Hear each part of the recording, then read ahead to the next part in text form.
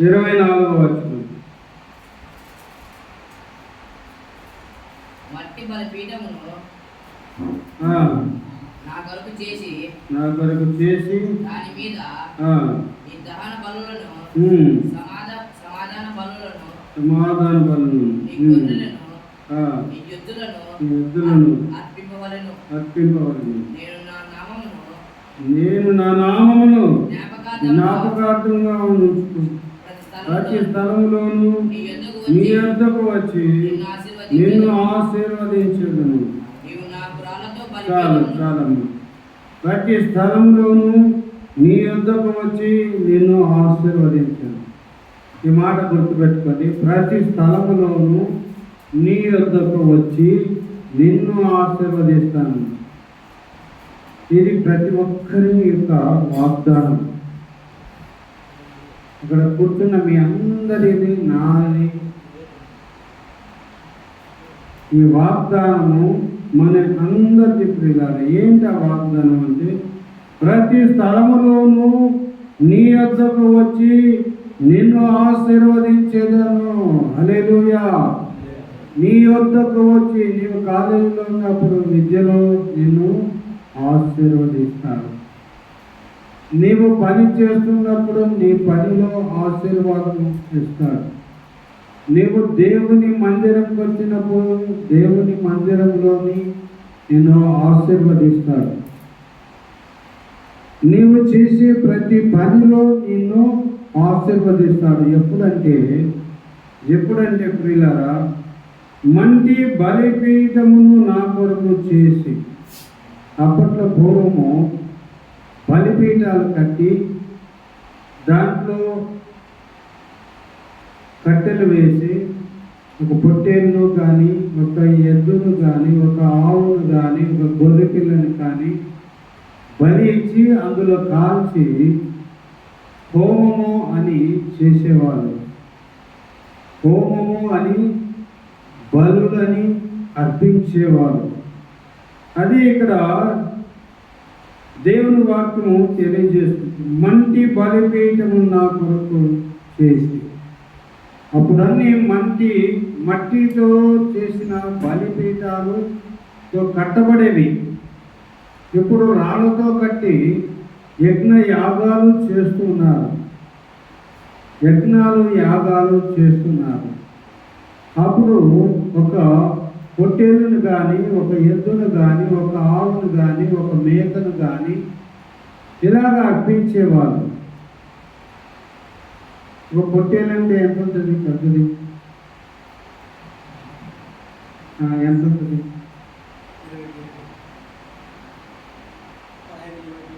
15-25 ఏళ్ళు ఉంటుంది. అంతేనా? అది ఎంత ఉంటుంది? తగ్గుతుంది. ఒక ఎద్దు అనుకోండి, ఎంత ఉంటుంది? మంచి ఎద్దు కూరగాయలు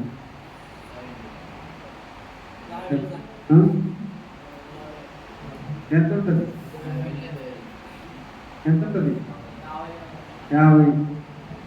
50 లక్ష వరకు ఉంటాయి కదా.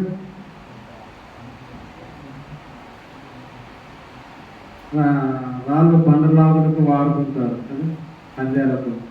1 లక్ష రూపాయలు అనుకుంటారు. ఒక మేక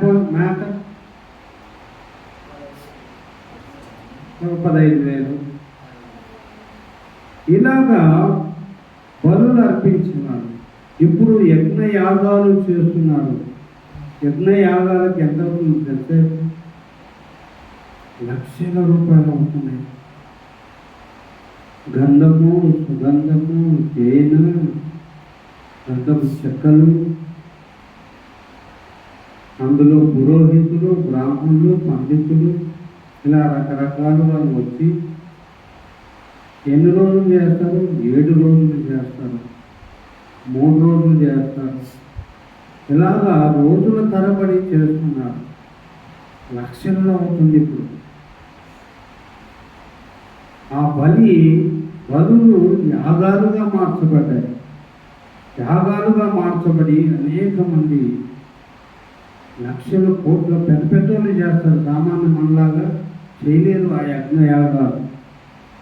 పెద్ద పెద్ద వాళ్ళు చేస్తుంటారు, మంత్రులు, ముఖ్యమంత్రులు, ప్రధానమంత్రులు, ఇలా పెద్ద పెద్ద వాళ్ళు చేపిస్తారు. దానికి పెద్ద పెద్ద వాళ్ళు పిలిపిస్తారు. వాళ్ళ భోజనాలు సామాన్యంగా ఉంటుంది, లక్షల్లో ఖర్చు అవుతుంది, కోట్లలో కూడా ఖర్చు అవుతుంది. అంతగా చేస్తారు ప్రియులు.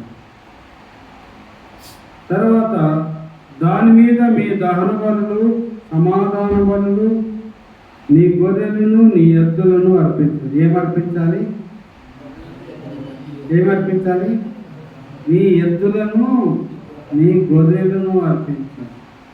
అలాగ అర్పిస్తే, అలాగ చేస్తే దేవుడు అంట నీ యొద్దకు వచ్చి నిన్ను ఆశీర్వదిస్తాను అని అప్పుడు ఇజ్రాయేలు ప్రజలకు చెప్పాడండి. నీ యొద్దకు వచ్చి నిన్ను ఆశీర్వదిస్తాను. ఓ నా ప్రేమిని ఇజ్రాయేలు జనాంగమా, నీవు నా కొరకు ఒక మట్టి బలిపీఠమును కట్టి, ఒక మట్టి బలిపీఠాన్ని కట్టి దాని మీద దహన బలులను, సమాధాన బలులను, నీ గొర్రెలు నీ ఎద్దులను అర్పింపవలెను. అప్పుడంట నేను నా నామమును జ్ఞాపకార్థముగా ఉంచు ప్రతి స్థలములోను నీ యొద్దకు వచ్చి నిన్ను ఆశీర్వదించేదను. ఇది ప్రియులారా, ఒక మనిషి దేవుని చేత ఆశీర్వదించబడడానికి ఇజ్రాయేలులకు దేవుడిచ్చిన ఆజ్ఞ. అయితే ప్రియులారా, ఈరోజు మానవుని ఆశీర్వదించబడడానికి, ప్రస్తుత దినాల్లో దేవుని చేత ఆశీర్వదించబడడానికి దేవుడే మానవుడిగా జన్మించి మనందరి కొరకు బలి అయినాడు. హల్లెలూయా, హల్లెలూయా. ఇక బలులు అర్పించాల్సిన పని లేదు. యేసు ప్రభువు నీ కొరకు గొప్ప బలి అయిపోయినాడు. నీ పాపముల కొరకు, నా పాపముల కొరకు ఆయన బలి అయి, ఆయన బలి పశువుగా మార్చబడ్డాడు. ఒక గొర్రె పిల్లగా బలి పశువుగా మార్చబడి నీ పాపముల కొరకు, నా శాపముల కొరకు, నా పాపముల కొరకు బలి అయిపోయి ఆయన బలి యాగం అర్పించేశాడండి. ఎంత గొప్ప కార్యం! నువ్వు 1000 లక్షల రూపాయలు ఖర్చు పెట్టాల్సిన అవసరం లేదు. నువ్వు రక్షణ పొందడానికి 1000 లక్షలు పెట్టి బలులు అర్పించాల్సిన పని లేదు. నీవు యజ్ఞ యాగాదులు, క్రతువులు చేయవలసిన అవసరం లేదు. దేవుడే నీ కొరకు బలి అయిపోయినాడు. ఆయన బలి పశువుగా, గొర్రె పిల్లగా, బలి పశువుగా మారి నీ కొరకు చనిపోయాడు. నీ పాపములన్నిటి కొరకు ప్రాయశ్చిత్తం ఆ శిలువలో చేశాడండి. నీ కొరకు బలి అయిపోయాడు. ఇక నీవు బలి మట్టితో నీవు చేయాల్సిన అవసరం లేదు. యజ్ఞ యాగాదులు చేసి, నూనె పోసి, గంధపు చెక్కలు వేసి 3 దినాలు 6వ దినాలు నువ్వు యాగాలు చేసిన అవసరం లేదు. ఆయనే మన కొరకు యాగమైపోయాడు. ఆయన యేసు ప్రభువు నీ కొరకు, నా కొరకు బలియాగమైపోయాడండి. అందుకనే ఇది భక్తులు పాట, మంచి పాట, కేవలము నమ్ముకొనినా పరలోక జీవము నీ కప్పును. ఏమంట? కేవలము నమ్ముకొనినా పరలోక జీవము నీ కప్పును. కేవలం నమ్ముకుంటే నీకు రక్షణ దొరుకుతుంది. ప్రభువా, యేసు ప్రభువా, నేను పాపినయ్యా, నన్ను క్షమించు. యేసయ్యా, నీకు విరోధముగా నేను పాపములు చేశాను నాయన, నా పాపములు క్షమించుతండి అంటే వెంటనే నీ పాపం, నీ దోషములు క్షమించి ఆయన పరలోకమును ఇవ్వడానికి సిద్ధంగా ఉన్నాడు. బలియాగం చేయలేదు, బలి పశువులు అర్పించలేదు, యజ్ఞ యాగాదులు చేయలేదు, ఎంత సులభము చేశాడండి. హల్లెలూయా, హల్లెలూయా కదా, ఎంత సులభం చేశాడు కదా. వేలు లక్షలయ్యే బలి పశువులను అర్పిస్తావా? ఇంకొకటి ఏంటంటే, నువ్వు చేస్తే నువ్వు పాపం చేసావు అనుకో, నీవు ఒక గొర్రె పిల్లనన్నా అర్పించాలి, నేను పాపం చేస్తే నేను ఒక గొర్రె పిల్లను అర్పించాలి. ప్రతి వారి పాపానికి ఒక బలి పశువును అర్పించాలి. ఒక ఇంట్లో 5-6 మంది ఉన్నారనుకోండి, ఎన్ని పొట్టేళ్ళ? 6 పొట్టేళ్ళు, 6 బలిపీఠాలు కదా కట్టి క్షమాపణ రావాలంటే అలాగ చేస్తేనే క్షమాపణ దొరుకుతుంది, దేవుని ఆశీర్వాదము దొరుకుతుంది. అప్పుడున్న నియమం అది. ఇప్పుడు దాన్ని యేసు ప్రభువు శిలువలో బలి ఆ నియమాన్ని కొట్టివేసి నీకు నాకు నూతనమైన విధానాన్ని, కొత్త నిబంధన అంటారు దాన్ని. ఏ నిబంధన? కొత్త నిబంధన. ఆ నిబంధన పాత నిబంధన నుంచి తను బలి అయిపోయి కొత్త నిబంధన చేసుకున్నాడు నీతో నాతో. అప్పుడున్న ఇజ్రాయేలుకు అది నిబంధన అయింది. ఇప్పుడు ఈ కొత్త నిబంధన వచ్చేసిందండి. హల్లెలూయా. పాత నిబంధన పోయి కొత్త నిబంధన వచ్చింది నీకు నాకు. కొత్త నిబంధన వచ్చింది. అయ్యా, నీవు ఇంకా బలి పశువులు అర్పించాల్సిన అవసరం లేదు, గొర్రెలు అర్పించాల్సిన అవసరం లేదు, ఎద్దులను అర్పించాల్సిన అవసరం లేదు, మేకపోతులను అర్పించాల్సిన అవసరం లేదు. కేవలము నీవు నమ్ముకుంటే, నీ పాపం నొప్పుకొని విడిచిపెడితే నీవు పరలోకం వెళ్తావా? నీవు నా దగ్గరికి వస్తావు నీవు అని దేవుడు కొత్త నియమాన్ని నీకు తీసుకుని వచ్చాడండి. అదే ఇప్పుడు కొత్త నిబంధన. కొత్త నిబంధన గ్రంథం యొక్క సత్యాన్ని నీకు బోధిస్తూ ఉన్నారు పరిశుద్ధులైన సేవకులు. అర్థమవుతుందా? ఆ యొక్క పాత నిబంధనలోని నియమాన్ని కొట్టివేసి దేవుడు నీకు కొత్త నియమాన్ని ఇచ్చేసాడు.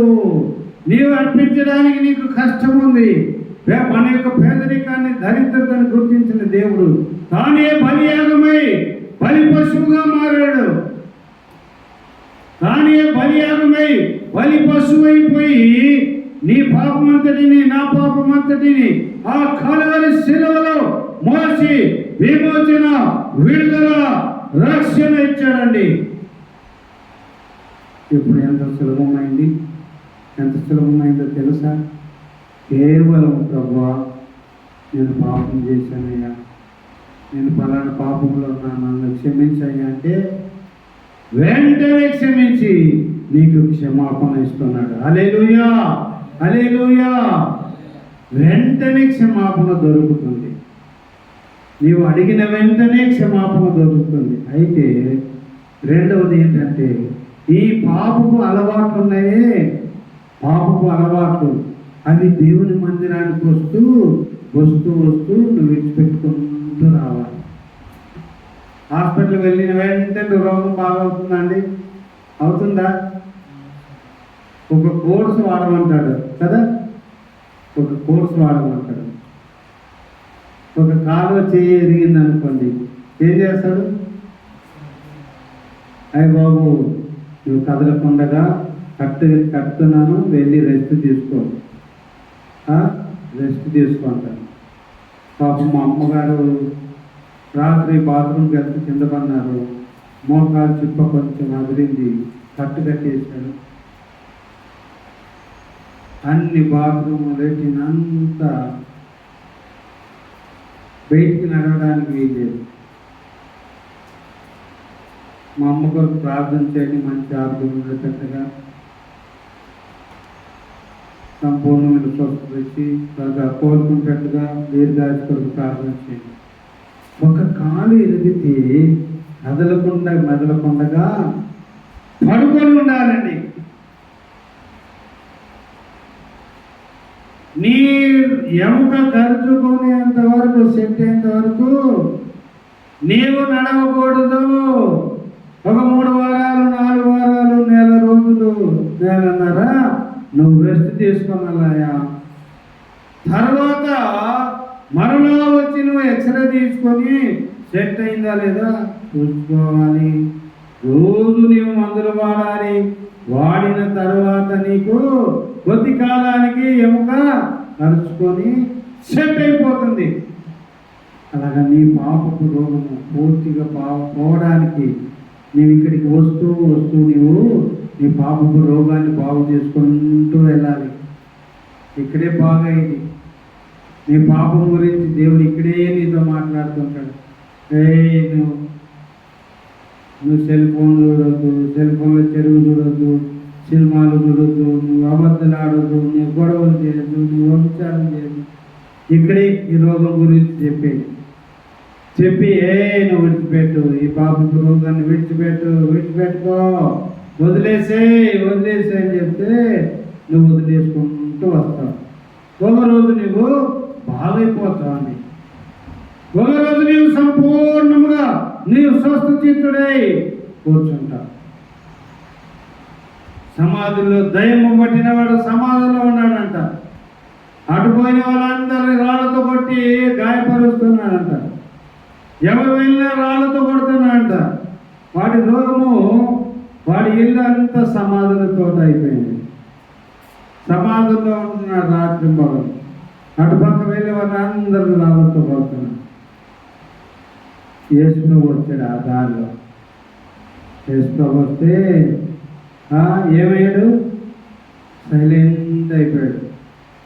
రాళ్లతో అందరిని కొట్టేవాడు ఏమైనాడు? యేసుప్రభు చూసి లోపల నోరు మోసుకొని అలా ఉండిపోతే సాతాను లోపల ఉన్న సైతాన్ని చూశాడు. ఎవరిని చూశాడు? ఆ సమాధితో దయ్యం పట్టిన వాళ్ళు లోపల ఉన్న దయాన్ని చూసి సైతాను విడిచి వెళ్ళిపో అని గద్దించు. సైతాను ఇతను విడిచి వెళ్ళిపో అని గద్దించు. సైతాన్ని విడిచి వెళ్ళిపో. దయ్యము పట్టిన వాడు దేవుని కలుసుకోకపోయినట్లయితే వాణి దయ్యము వెళ్ళిపోయేది కాదు. ఎప్పుడైతే దేవుని కలుసుకున్నాడో వాటిలో ఉన్న దయ్యమును యేసుగారు గద్దించాడు. వెళ్ళిపో అంటే వెళ్ళిపోయింది. నీటిగా మౌనంగా యేసుప్రభు దగ్గర కూర్చున్నాడు. అటు పోయే వాళ్ళు ఇటు పోయే వాళ్ళు చూశారు. ఓరి వీడేనా? మళ్ళీ అందరినీ అటుపోతే ఇటుపోతే రాళ్ళతో కొట్టినవాడు వీడేనా అని దగ్గరికి పోయి చూస్తే వాడే భలే ఉన్నాడే, వీడేది వేసుకోలేదు, ఎంత సైలెంట్ కూర్చున్నాడని. అంతవరకు దూరంగా ఉన్నవాళ్ళు ఆయన దగ్గరకు వచ్చేస్తారు. బాగుపడిపోయాడు. యేసుప్రభు ఇతన్ని బాగు చేశాడు, ఈ దయాన్ని వెళ్ళగొట్టాడు, అందుకని వీడు స్వస్థచిత్తుడై కూర్చున్నాడని అక్కడ ప్రజలందరూ చూశారండి. దేవుని కలుసుకోకపోతే వాడు దయ్యం చేత పీడించబడి అనే వాడిని కూడా గాయపరుచుకున్నాడు, కొట్టుకున్నాడు, రక్తం గారిపోయింది. వాడిని గాయపరుచుకుంటున్నాడు. ఏంటండి? అటు ఇటు వెళ్ళే వాళ్ళని కూడా రాళ్ళతో కొట్టి గాయపరుస్తున్నాడు. కానీ యేసు ప్రభువుని ఎప్పుడైతే కలుసుకున్నాడో, యేసు ప్రభువు దగ్గర ఎప్పుడైతే కలుసుకోవడం జరిగిందో సైతానును గద్దించి పడేసింది. సైతాను వీచి వెళ్ళిపోతుంది. వెళ్ళిపోయింది. నీవు దేవుని మందిరంకి వస్తూ ఉన్నప్పుడు నీ పాపపు రోగం వెళుతుంది. నీ పాపపు రోగం వెళ్ళడానికి ఇక్కడికి నువ్వు రావాలి. ఇక్కడికి వస్తేనే నీ పాపపు రోగం బాగవుతుంది తప్ప ఇక ఎక్కడ బాగు కానే కాదండి. ఇదే రక్షణ దినము, రక్షణ పొందే స్థలం. ఇదే రక్షణ దినము, ఇదే రక్షణ పొందే స్థలము, ఇదే నీవు స్వస్థత పొందే స్థలము. ఇక ఎక్కడ లేదండి. దేవుడు చేసిన కొత్త నిబంధనలో నీవు ఉన్నావు. ఇప్పుడు ప్రియులారా, ఆశతో అడగాలి, కొట్టి ప్రార్థన చేయకూడదు. ప్రియులారా, నీ పాపం విషయంలో దేవుని దగ్గర కూర్చున్నప్పుడు, ప్రభువా అయ్యా నేను ఈ పాపం చేయకూడదు అనుకుంటున్నానయ్యా, నేను మళ్ళా చేస్తున్నానయ్యా, నన్ను క్షమించయ్యా, యేసయ్యా నన్ను క్షమించయ్యా, నన్ను విడిపించు ప్రభువా, నేను విడుదల పొందలేకపోతున్నాను, నేను విడిచిపెట్టాలనుకుంటున్నాను కానీ నాకు చేత కావడం లేదు ప్రభువా, నాకు చేత కావడం లేదు ప్రభువా, నేను బలహీనుడను ప్రభువా, నన్ను విడిపించు ప్రభువా, నన్ను రక్షించు ప్రభువా అని నీవు ఎప్పుడైతే కన్నీరు ప్రార్థనలో ప్రారంభిస్తావో దేవుడు నీలో విడుదలను ప్రారంభం చేస్తాడు. ఈరోజు అనేక మంది కొట్టిగా ఒక ప్రార్థన, ప్రభువా నన్ను క్షమించండి, నా పాపం క్షమించు ప్రభువా అని అంటున్నాడు. అలాగా ప్రార్థన చే, కన్నీటితో ప్రార్థన, కన్నీటితో ప్రార్థన, కన్నీటితో ప్రార్థన.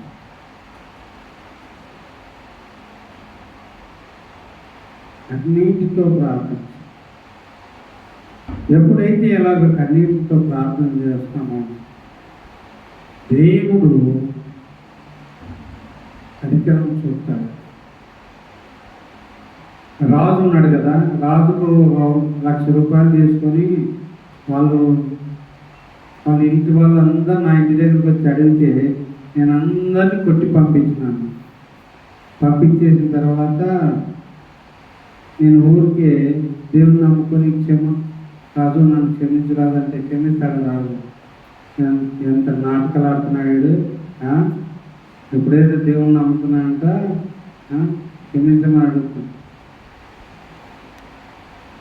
నేను ఎప్పుడైతే వాళ్ళ డబ్బులు వాళ్ళకి ఇచ్చి రాజు ఆ చేతులు పట్టుకొని, రాజు నన్ను క్షమించరాదు, మీరు నా అవసరంలో ఎంతో ఆపదలో ఎంతో అక్కర్లో ఉన్నప్పుడు రాజు మీరు నాకు డబ్బులు ఇచ్చారు, కానీ నా ఇంటికి వచ్చి మీరు అడిగినప్పుడు నేను ఎంతగానో గాయపరిచాను, నన్ను క్షమించు రాజు అని వాళ్ళని, నన్ను కుటుంబాన్ని దీనంగా బతిలాడితే వాళ్ళ డబ్బులు ఇచ్చి అప్పుడు క్షమిస్తాను. ఊరికి క్షమించమంటే క్షమిస్తాడా? అడిగిన అందరు ఉంటే అందరు కొడతారు నన్ను కదా, మీ ఇంటికి వచ్చిన కొట్టావు కదా అని వాయిద్య పాడేస్తారు. అదే వాళ్ళ డబ్బులు వాళ్ళకి ఇచ్చి నన్ను క్షమించండి దీనంగా. ప్రియులారా, పాపము ఒప్పుకోలు జయము రావడానికి దీనంగా అడగాలి. ఇంకా ఉపవాస ప్రార్థన నుండి ప్రార్థన చేసినప్పుడు త్వరగా పాపం నుంచి విడుదల దొరుకుతుంది, పాపాల నుంచి విడుదల దొరుకుతుంది. ఉపవాసం ఉండి ప్రార్థన చేయండి. వారానికి ఒకరోజు ఉపవాసం ఉండండి, శనివారం ఉపవాసం ఉండండి, లేదా శుక్రవారం ఉపవాసం ఉండండి. శనివారం ఉండి ఉపవాసం ఉండి చర్చికి వెళ్ళండి, శుక్రవారం వద్దులండి. శనివారం ఉండి ఉపవాసం ఉండి ప్రార్థన చేసుకుని రాత్రి భోజనం చేయకుండా ఉపవాసం ఉండి బాగా ప్రార్థన చేసుకొని కన్నీటితో పశ్చాత్తాపడి ప్రార్థన చేసి ఉదయం ఆదివారం ప్రార్థనకు వెళితే దేవుడు చక్కగా మాట్లాడతాడు, చక్కగా సూటిగా మాట్లాడతాడు. పిల్లలు శనివారం పశ్చాత్తాప ప్రార్థన చేసుకొని దేవుని మందిరానికి వెళితే దేవుని సేవకుని ద్వారా సూటిగా మాట్లాడతాడు. శనివారం ఉపవాస ప్రార్థన ప్రకటించుకోండి, మీకు మీరే ఉపవాస ప్రార్థన ప్రకటించుకోండి. వారానికి ఒక్కరోజు ఖచ్చితంగా అలవాటు చేసుకోండి. పిల్లలు చాలా మంచి అలవాటు.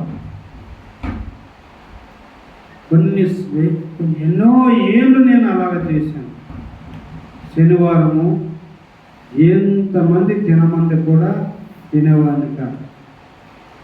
అలాగ పశ్చాత్తాపడి సరి చేసుకొని దిద్దుకొని పశ్చాత్తాపడి దేవునితో మనుషులతో సమాధానపడాలి. నీవు దేవునితో మనుషులతో సమాధానపడాలి. 1,00,000 తిరిగి ఇచ్చేయాలి. దీనులుగా తగ్గించుకొని క్షమాపణ అడగాలి. బాధలుగా మాట్లాడకూడదు, పశ్చాత్తాపం అడగకూడదు, క్షమాపణ అడగకూడదు. దీనంగా ఉదయమంతటితో ప్రార్థన చేసుకోవాలి, అడుక్కోవాలి. అయ్యా నన్ను క్షమించయ్యా. 1,00,000 రూపాయలు ఇచ్చారు, కానీ డబ్బులు అడగడానికి వస్తే నిన్ను ఘోరంగా అవమానించి నిన్ను ఇబ్బంది పెట్టారు. అయ్యా నన్ను క్షమించని దీనంగా అడగకపోతే క్షమాపణ కాదు. నీవు కన్నీటితో దేవుని ప్రార్థన చేయడం అలవాటు చేసుకో. కన్నీటితో పశ్చాత్తాప ప్రార్థన చేయడం అలవాటు చేసుకో. దేవుడు అద్భుతముగా నిన్ను దీవించి ఆశీర్వదిస్తాడు. పశ్చాత్తాపము హృదయం అంతరంగములో నుండి రావాలి. ప్రియులారా, యేసు ప్రభువు నీ కొరకు నా కొరకు ఎంతో సెలవులో ఘోరాది ఘోరంగా చనిపోయినాడు. ఎవరు చేయని గొప్ప త్యాగము చేశాడు ప్రియులారా. అలాంటి దేవుని దగ్గర నువ్వు ఊరికి నన్ను క్షమించని అడిగితే అంత ఆశీర్వాదకరంగా ఉండదు ప్రియులారా. దీనుడిగా తగ్గించుకోండి. దీనుని తగ్గించుకొని హృదయం అంతటితో ప్రార్థన చేయండి, పశ్చాత్తాపడండి. అప్పుడు దేవుడిని నేను క్షమించి కొత్త నిబంధనలోనికి నేను ఐక్యపరచుకుంటాను. తన నిబంధన క్షమాపణ నీకు దయచేస్తాడు. కొత్త నిబంధన క్షమాపణ నీకు అనుగ్రహించి దీవిస్తాడు. ప్రియులారా, హృదయమంతటితో పశ్చాత్తాపడండి. వారానికి ఒక రోజు నీవు ఉపవాస దినము ప్రకటించుకో. రాత్రిపూట భోజనం చేయకుండా దేవుని సన్నిధిలో 12-1 గంట వరకు ప్రార్థన చేయి. బైబిల్ చదువు, ప్రార్థన చేయి. అలాగా దేవుని సన్నిధిలో రాత్రి గడుపు. ఉదయాన దేవుడు నీతో పూర్తిగా మాట్లాడడం చూస్తాడు. దేవుడు ఇంకొద్ది మాటలు దీవించనుగా. ప్రియులారా, మీకు free will and wish offering మీరు దేవునికి కానుకలు ఇవ్వాలనుకుంటే ప్రేయర్ అయిపోయిన తర్వాత దేవునికి మీరు కానుకలు సమర్పించుకోవచ్చు. ఇందులో బలవంతం ఏమీ లేదు. విద్యార్థులుగా అనేక సంవత్సరాలుగా నేను చందా తీయటం లేదు. కొంతమంది విద్యార్థులు మీద కొంతమంది అడగటము, అనేక మంది సేవకులు అయ్యా దేవుడికి కానుక ఇస్తేనే ₹1 ఇవ్వని కాక వాళ్ళకి అది నేర్పించాలి. అది మనము వాళ్ళకి ఇచ్చినప్పుడు వాళ్ళకు దీవెన వస్తుంది. వాళ్ళకి ఎన్ని ఇబ్బందులు ఉన్నా 2 నాణేలు కలిగిన స్త్రీ మనదంతా వేసింది కదా, వేసిందలే. అలాగ వేసినప్పుడు దేవుడు అది చూసి దేవుడు గొప్పగా దీవించడం జరిగింది. కాబట్టి వాళ్ళకు వచ్చే దీవెనలు మీరు పాస్టర్ గారు ఆపుతూ ఉన్నారు అని చెప్పినప్పుడు నాకు కొంచెం బాధ వేసింది. అయ్యా నేను ఎవరు ఆపడానికి అని ఫ్రీ విల్ ఆఫరింగ్ అనేది ఒకటి పెట్టడము జరిగింది. కాబట్టి ప్రార్థన అయిన తర్వాత మీకు కానుకలు సమర్పించాలంటే అయిన తర్వాత మీరు ఫ్రీగా వచ్చి వేయండి. ప్రార్థన చేసుకుందాం ప్రియులారా. దేవుణ్ణి అడగండి ప్రియులారా. దేవుడితో కొత్త నిబంధన చేశాడు. నీ కొరకు నా కొరకు బలి యాగమైన యేసు ప్రభుని ఇప్పుడే క్షమాపణ అడుగు. ప్రభువైన యేసు నన్ను క్షమించుము నాయన. ప్రభువైన యేసు నన్ను క్షమించుము నాయన. నా పాపమును క్షమించు. వ్యభిచారమైన ఆలోచనలు క్షమించండి. వ్యభిచారమైన క్రియ నుంచి విడిపించండి. రాత్రిపూట సెల్ ఫోన్లో యూట్యూబ్లో చూడరాని దృశ్యాలు చూసి చెడిపోయిన నా కన్నులను కడగండి. ప్రభు నా పాపం నుంచి విడిపించండి. నా శాపం నుంచి విడిపించండి. ప్రభు నేను ఘోరమైన పాపిని తండ్రి, నన్ను క్షమిస్తామని నీ సన్నిధికి వచ్చాను. ప్రభు నా పాపము రోగం నుంచి విడిపించుము నాయన. నా పాపము రోగమును తీసివేయండి ప్రభా. నా యొక్క పాపము రోగము ఎక్కువైపోయింది నాయన. ఆ పాపము రోగము నీ సన్నిధిలోనే బాగవుతుందని నేను విన్నాను ప్రభా. ఎప్పుడే నీ సన్నిధిలో అడుగుతుండగా నా పాపము రోగాన్ని తీసివేయండి ప్రభా. నా పాపము రోగం నుండి స్వస్థపరచండి ప్రభా. ఇప్పుడే స్వస్థపరచండి నాయన. వ్యభిచార చూపు నుంచి తలంపులు ఆచి నాయన ఆలోచన నుంచి విడుదల దయచేయండి నాయన. క్షమించండి, క్షమించండి, విడిపించు నాయన.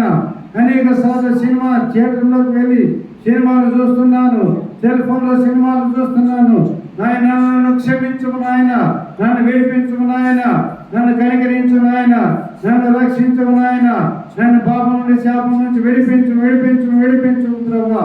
గొప్ప దేవా విడిపించుము, పరిశుద్ధులైన దేవా విడిపించుము, మహాదేవా విడిపించుము, రక్షకుడా విడిపించుము, గొప్ప దేవా విడిపించు, విడిపించుము, రక్షించి కాపాడు, దీవించుము ప్రభా. నా తల్లి గారిని ముట్టండి ప్రభా. ప్రభా ఎముకలు కొట్టి బాగు చేయకండి. త్వరగా లేచి నడవడానికి శక్తిని, స్వస్థతని ఇవ్వండి. యేసు నామములో ఇప్పుడే స్వస్థత కలుగును గాక. యేసు నామములో ఇప్పుడే స్వస్థత కలుగును గాక. యేసు నామములో ఇప్పుడే స్వస్థత కలుగును గాక. పరిశుద్ధాత్మ తండ్రి నాయన 4-5 తారీఖుల్లో 4-5-6 తారీఖుల్లో హుబ్లీలో మీటింగ్స్కి వెళుతుండగా నన్ను బలపరిచి వాడుకోతండి. నన్ను మీ శక్తితో బలంతో నింపి వాడుకోతండి. పరిశుద్ధాత్మ తండ్రి మీ చిత్తమైతే నన్ను బలంగా వాడుకోండి. ఎక్కడ ఉద్యోగంలో దయచేయండి ప్రభు, అక్కడ ఉద్యోగంలో దయచేయండి. యేసు ప్రభు నామములో అడుగుతున్నాము తండ్రి, ఆమేన్. తండ్రి యొక్క ప్రేమ యొక్క మాలిక కృప, పరిశుద్ధాత్మ యొక్క నీతో సహవాసం, సమాధానం ఎప్పుడే ఎల్లప్పుడు సమాధానం సదాకాలము తోడైంది నడిపించును గాక, ఆమేన్. అందరికీ వందనాలండి.